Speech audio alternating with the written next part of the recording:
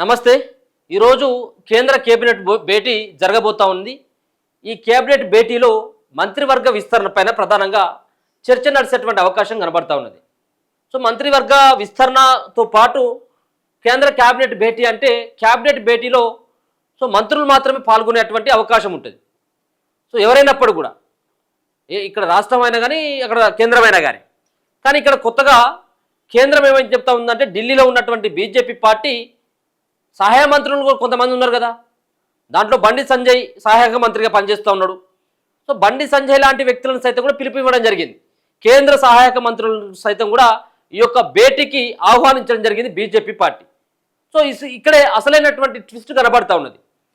ఇప్పుడున్నటువంటి పరిస్థితుల నేపథ్యంలో ఇటీవల జరుగుతున్నటువంటి కొంత ప్రచారం కావచ్చు, బండి బహిరంగ పైన వస్తున్నటువంటి ఆరోపణల నేపథ్యం కావచ్చు, వీటన్నిటి కనుక పరిశీలించినట్టయితుంటే, వస్తున్నటువంటి వార్తలను గమనించినట్టయితుంటే బండి సంజయ్ పైన వేటు పడేటువంటి అవకాశం ఉంది.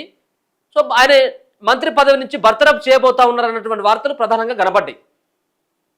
నిజంగా అటువంటి ప్రయత్నం ఏమైనా జరిగేటువంటి అవకాశం ఉంటుందంటే ఉండొచ్చు అన్నటువంటి అభిప్రాయాలు మెజార్టీ బీజేపీ వర్గం అంతా కూడా వ్యక్తం చేస్తూ ఉన్నది.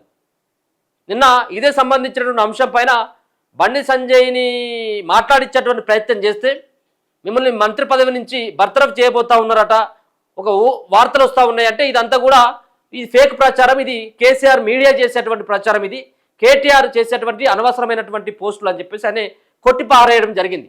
కానీ అటువంటి ప్రయత్నం అయితే కనబడట్లేదు. ఇక్కడ ఉన్నటువంటి ఇద్దరు కేంద్ర మంత్రులకు అవకాశం ఇవ్వడం జరిగింది, అది కిషన్ రెడ్డికి, బండి సంజయ్కి.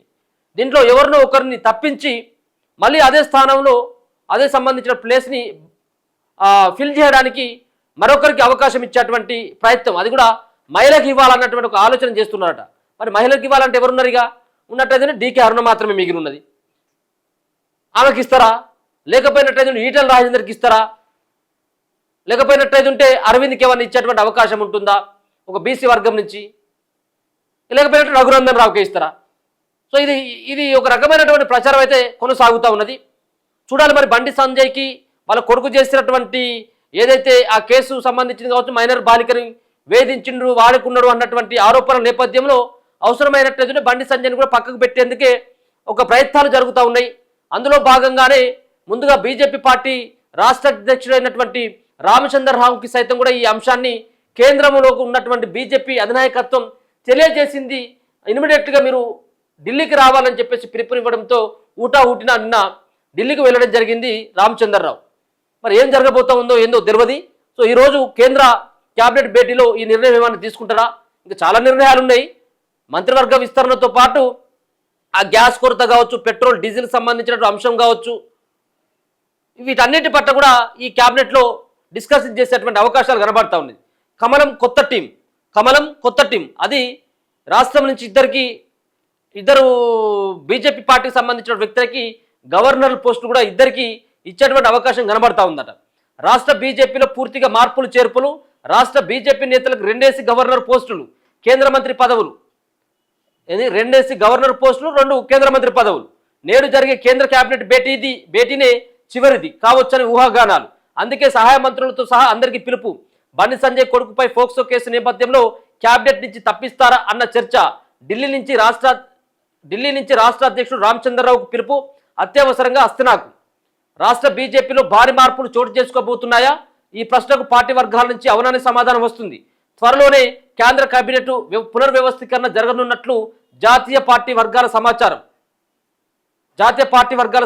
వచ్చే అసెంబ్లీ ఎన్నికల్లోగా పార్టీని అన్ని విధాలుగా బలోపేతం చేసి తెలంగాణ గడ్డ మీద ఖచ్చితంగా కాషాయ జెండా ఎగరవేసే దిశగా బీజేపీ హైకమాండ్ కార్యాచరణ ప్రణాళికను సిద్ధం చేసినట్లు తెలుస్తుంది.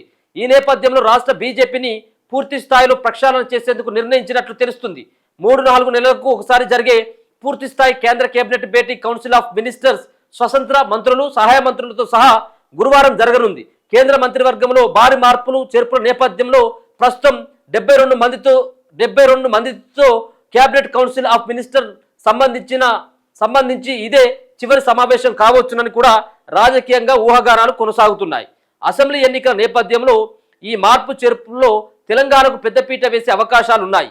పైగా తెలంగాణలో పార్టీ వ్యవహారాలన్నీ కూడా పూర్తిగా జాతీయ నాయకత్వం తన చేతుల్లోకి తీసుకోనుంది. ఢిల్లీ నుంచే వ్యవహారాలు నడిచేలా అవసరమైన ఏర్పాట్లు చేస్తున్నట్లు పార్టీ నాయకుల సమాచారం. 2029 ఎన్నికల నేపథ్యంలో తెలంగాణలో వచ్చే అసెంబ్లీ ఎన్నికల నాటికి లక్ష్య సాధనకు ఇప్పటి నుంచే సిద్ధం అయ్యేందుకు కొత్త టీమును సిద్ధం చేసుకోవాలని జాతీయ నాయకత్వం నిర్ణయించినట్లు చెబుతున్నారు.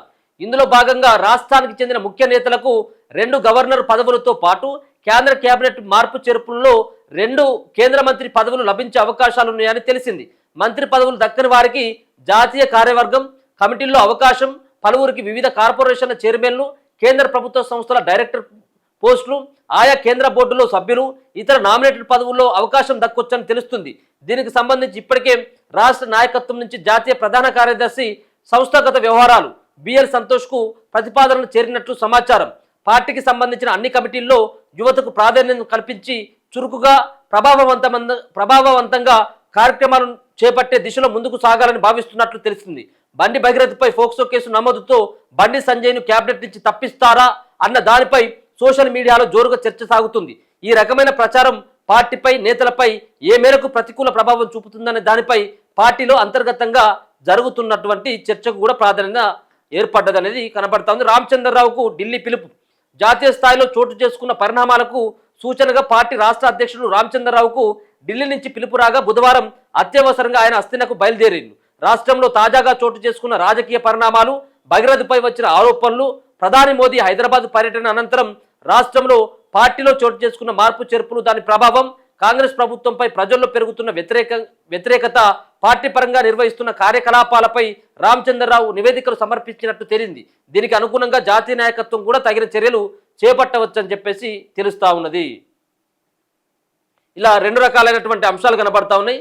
2 కేంద్ర మంత్రి పదవులతో పాటు 2 గవర్నర్గా ఇక్కడ చాలా రోజులుగా పనిచేస్తున్నటువంటి ఈ బీజేపీ పార్టీ కోసం పనిచేస్తున్నటువంటి సీనియర్లు ఎవరైతే ఉంటారో ఆ సీనియర్లకి వివిధ అంటే కేంద్రం ఆధీనంలో ఉన్నటువంటి డైరెక్టరేట్ పోస్టులు కావచ్చు, వివిధ కార్పొరేషన్లకు సంబంధించినటువంటి చైర్మన్ల విషయంలో కావచ్చు, ఇది 2 గవర్నర్ పోస్టులతో పాటు 2 కేంద్ర మంత్రి పదవులు సైతం కూడా ఇచ్చేటువంటి అవకాశం అయితే కనబడతా ఉన్నది. సో వాళ్ళందరినీ ముఖ్యంగా కనబడతా ఉన్నది కదా, వాళ్ళందరికీ ఈ పదవులు ఇచ్చేసి రాష్ట్రంలో రానున్నటువంటి భవిష్యత్తులో ఎన్నికలు ఏవైతే ఉంటాయో ఆ ఎన్నికల్లో ఒక వ్యూహాత్మకంగా అడుగులు వేసేందుకు ప్రణాళికలు సిద్ధం చేస్తున్నట్టుగా స్పష్టంగా అర్థమవుతా ఉంది. పూర్తిగా తెలంగాణ పైన బీజేపీ పార్టీ ఫోకస్ కనపరచడం జరిగింది. సో దీంట్లో భాగంగానే అవినీతి చేసినా లేకపోయినట్లయితే ఇంకేదైనా చేసినప్పుడు కూడా అంటే క్రైమ్ చేసినా, అవినీతి చేసినా మేము ఉపేక్షించేది లేదు అని చెప్పడానికి బండి సంజయ్ ఏమైనా బర్తరఫ్ చేసేటువంటి అవకాశం ఉంటుందా అన్నట్టు దానిపైన ఇవాళ ప్రధానంగా ఇలా బీజేపీ పార్టీ కానీ రాష్ట్రంలో ఉన్నటువంటి చాలామంది అంతా కూడా కొంత ఆసక్తిగా చూస్తూ ఉన్నారు. కొడుకు చేసినటువంటి ఒక పనికి ఇలా తండ్రి ఏమైనా బలై కాబోతా ఉన్నాడా, ఆయన బర్తరఫ్ చేసేటువంటి అవకాశం ఉంటుందా అనేది కొంత రకరకాలైనటువంటి చర్చ అయితే నడుస్తూ ఉన్నది. సో ముందు నుంచి కూడా ఆయనకు కొంత ఆర్ఎస్ఎస్ భావజాలం ఉన్నది. బీజేపీ పార్టీకి రాష్ట్ర అధ్యక్షుడిగా పనిచేసిండు. కొంత బీజేపీ పార్టీకి అవునన్న కాదని కొంత ఊపు తీసుకురావడం జరిగింది. కానీ అటువంటి చరిష్మా ఉన్నటువంటి నాయకుని యొక్క కొడుకు ఈ విధమైనటువంటి భాగవతం చేయడం ఇలా ఢిల్లీ అధిష్టానం వెనకేసుకొచ్చేటువంటి ప్రయత్నం చేస్తుందా, లేకపోతే బండిని బర్తరఫ్ చేస్తుంది అనేది మనం చూడాల్సినటువంటి అంశంగానైతే చెప్పుకోవచ్చు. కానీ ఇప్పటివరకు మనం చూసినట్లయితే బండి భగీరథ చేసినటువంటి వ్యవహారంతో బీజేపీ పార్టీకి మచ్చొచ్చింది అన్నటువంటి భావనతోటి బీజేపీ పార్టీ కనబడుతున్నట్టుగా, అంతేకాకుండా బండి సంజయ్ పైన కూడా గుర్రుగా ఉన్నట్టుగా కనబడతా ఉంది. ఎందుకంటే కేంద్ర సహాయక మంత్రిగా ఉన్నాడు. ఒకవేళ కేంద్రమే కనుక సహకారం చేసినట్టయితే బండి భగీరథ ఇలా జైలుకు వెళ్ళేటోడే కాదు. కానీ ఇటువంటి విషయంలో బండి భగీరథ విషయాన్ని తన తండ్రికే వదిలేసినట్టుగా స్పష్టంగా అర్థమవుతా ఉన్నది. దాంట్లో మేము జోక్యం చేసుకుని మేము ఇన్వాల్వ్ కాలేం, మాకు అనవసరమైనటువంటి కేసు అంటూ ఇది చేతులు ఎత్తేసినట్టుగా కనబడతా ఉంది. కాబట్టి మరి బండి సంజయ్ విషయంలో కూడా బీజేపీ పార్టీ ఏమైనా కఠినమైనటువంటి నిర్ణయం తీసుకుంటుందా లేదనేది మనం వేచి చూడాల్సినటువంటి అవసరం ఉన్నది. చూస్తూనే ఉండని మన తొలి వెలుగు.